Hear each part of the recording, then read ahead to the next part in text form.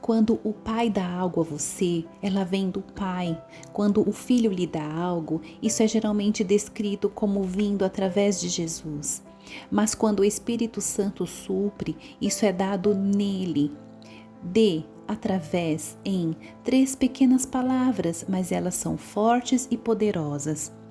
Quando lemos a palavra de Deus, o padrão é surpreendente. Sempre que o Pai é mencionado, isso é feito em termos de o amor de Deus, o poder de Deus, a graça de Deus. É assim que Deus é apresentado repetidamente. Mas como Cristo é descrito? A Escritura nos ensina muitas vezes que louvamos através do Filho, recebemos por intermédio do Filho e assim por diante. Quando se trata do Espírito Santo, todavia a terminologia muda. É usada a palavra em ou no. Em Gálatas 5,16 diz: andai no Espírito e jamais satisfarei a concupiscência da carne. E no versículo 25 de Gálatas 5 diz: e se vivemos no Espírito, andemos também no Espírito. Cristo disse à samaritana junto ao poço, em João 4,23: mas vem a hora, e já chegou, quando os verdadeiros adoradores adorarão ao Pai em espírito e em verdade, porque são estes que o Pai procura para seus adoradores. A palavra em aqui significa simplesmente um com ele, ou seja, Cristo disse que o Pai procura aqueles que adoram e têm unidade com o Espírito. Você está andando em comunhão com o Espírito? Você está vivendo em comunhão com o Espírito? Alcançar esse relacionamento não é difícil, é tão simples quanto dizer ao grande ajudador: ajuda-me. É então que o Espírito de Deus irá tocar a você e assisti-lo quando estender as mãos para receber aquilo que Deus quer que receba. O importante em tudo isso é que você compreenda que a Trindade está verdadeiramente operando em conjunto para cumprir um alvo, satisfazer a sua necessidade. Eles são o Pai, o Filho e o Espírito Santo, mas são um. São uma equipe de pessoas unidas com uma natureza, trabalhando juntas de completo acordo e em eterna harmonia. Você conserva a cura, o livramento que recebeu, porque o Espírito Santo está na terra ao seu lado. Foi por esse motivo que Jesus pôde voltar ao céu e, todavia, você reteve o dom que ele deu. Se você quer saber como manter um relacionamento íntimo com o Espírito Santo, ouça as palavras do grande profeta Ageu, em Ageu 2:5. Segundo a palavra da aliança que fiz convosco, quando saístes do Egito, o meu Espírito habita no meio de vós, não temais. Quando você pede ao Filho de Deus para entrar em seu coração, está fazendo uma aliança pessoal com Deus. Não se trata de uma conversa unilateral. Deus também faz um acordo de aliança com você. Ele sempre agiu desse modo. O Pai iniciou alianças com Adão, Noé, Abraão, Isaque, Davi e muitos outros. Do mesmo modo que Deus procurou fazer acordos, a humanidade também buscou a Deus. É isso que descobrimos ao estudar a vida de Jacó, Josué, Elias e dos israelitas. Ao confessarem seus pecados a Deus, os israelitas disseram em Neemias 9:32 e 37: agora, pois, ó nosso Deus grande, poderoso e temível, que guardas a aliança à misericórdia, estamos em grande angústia. Neemias disse então ao Senhor, no versículo 38 de Neemias 9: por causa de tudo isso estabelecemos aliança fiel e a escrevemos, e assim selaram-na os nossos príncipes, os nossos levitas e os nossos sacerdotes. A aliança foi assinada por não menos que 84 líderes, os quais convieram numa imprecação e num juramento de que andariam na lei de Deus, que foi dada por intermédio de Moisés, servo de Deus, de que guardariam e cumpririam todos os mandamentos do Senhor nosso Deus.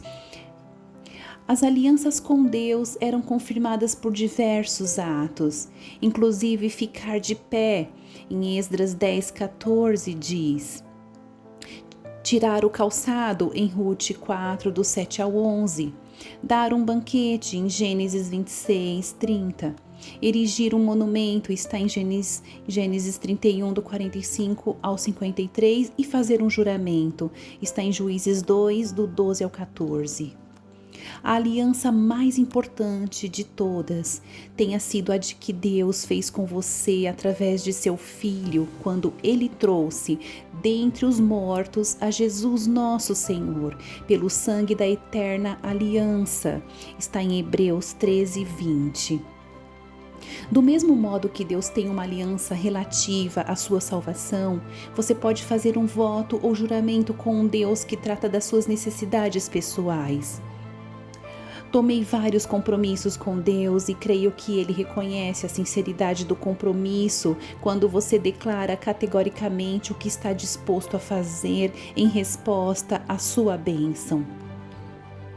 Um fato é evidente: o Antigo Testamento está repleto de alianças que agradaram a Deus. Por que isso é importante para você? Porque Deus opera de acordo com as alianças e através delas, e você pode entrar em aliança com Ele em relação a qualquer necessidade especial. Você vai descobrir que o Pai está mais do que disposto a manter a sua palavra. Vinha a crer que o Espírito Santo entra em sua vida como resultado da aliança eterna que Deus fez com você, no que se refere à sua salvação. Ele é o mensageiro de Deus e de Cristo para você, a partir desse momento. Esse acordo deve ser levado a sério. Lembre-se do que aconteceu com Sansão. Depois de Dalila ter mandado raspar a cabeça dele enquanto ele dormia, ela gritou, em Juízes 16:20, os filisteus vêm sobre ti, Sansão. Tendo ele despertado do seu sono, disse consigo mesmo, sairei ainda esta vez como dantes e me livrarei, porque ele não sabia ainda que já o Senhor se tinha retirado dele. Quem partira fora o mesmo Espírito do Senhor, que de tal maneira se apossara dele antes. Está em Juízes 15:14. Você pode imaginar-se nessa dificuldade? Você pensa que está cheio, mas não está. Acredita estar ungido, mas o Espírito foi embora. Sansão não percebera absolutamente que havia traído seu chamado e sua aliança com Deus. Ele julgava ter ainda força, mas o Espírito desaparecera de sua vida. A mesma coisa aconteceu com Saul. O Senhor rejeitou a Saul como rei. Em 1 Samuel 15:11 diz, porquanto deixou de me seguir e não executou as minhas palavras.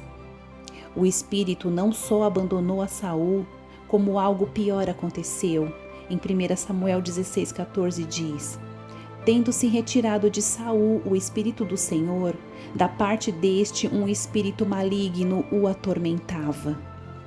Você sabia que todo incrédulo é influenciado por demônios? Isso parece chocante, mas é o que a Bíblia diz, em Efésios 2, do 1 ao 2. Ele vos deu vida, estando vós mortos nos vossos delitos e pecados, nos quais andastes outrora, segundo o curso deste mundo, segundo o príncipe da potestade do ar, do espírito que agora atua nos filhos da desobediência. Você pode dizer, mas isso nunca aconteceria comigo? Estou cheio com o Espírito Santo. Isso talvez seja verdade, mas se por qualquer razão a presença do Espírito Santo abandonar você, surge um vácuo, e é justamente isso que Satanás está esperando. A sua influência se transforma em opressão. Ninguém gosta de falar de demônios. Os pregadores não fazem sermões a esse respeito. Os cristãos não o discutem. Os pecadores apagam esta terrível tópico de suas mentes. É o mesmo que faz o político quando evita o problema das drogas e da criminalidade, pensando que de alguma forma ele vai desaparecer. Mas Cristo falou do assunto sem medo. Ele falou que os demônios estão ansiosos para invadir nossas vidas. Jesus disse aos fariseus, em Mateus 12, do 43 ao 45, quando o espírito imundo sai do homem, anda por lugares áridos procurando repouso, porém não encontra. Por isso diz: voltarei para minha casa donde saí. E tendo voltado, a encontra vazia, varrida e ornamentada. Então vai e leva consigo outros 7 espíritos, piores do que ele, e entrando, habitam ali. Preste atenção no que o Senhor diz em seguida, no versículo 45. E o último estado daquele homem torna-se pior do que o primeiro.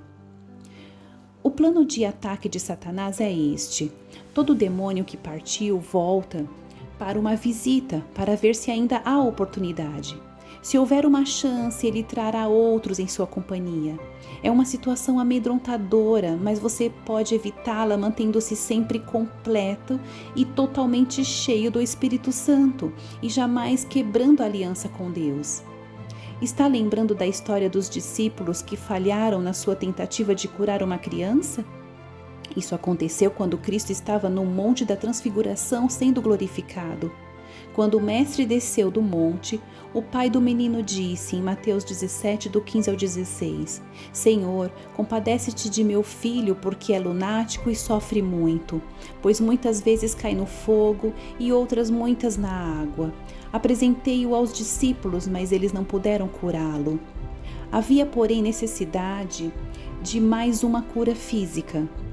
Cristo disse, trazei-me o menino. E Jesus repreendeu o demônio, e este saiu do menino. E desde aquela hora ficou o menino curado. Versículos 17 e 18 de Mateus 17. O Senhor não quer somente remover Satanás e os seus demônios de sua vida, aquelas coisas que são uma barreira para sua cura e livramento, mas Ele quer encher esse vácuo. Essa razão de ter enviado o Consolador. Ele quer que você seja cheio com o Espírito. O Espírito está neste momento na terra, de fato, ele aguarda pacientemente seu convite. Basta apenas uma palavra ou até um sussurro. Espírito Santo, por favor, me ajude. A sua resposta está a pouca distância.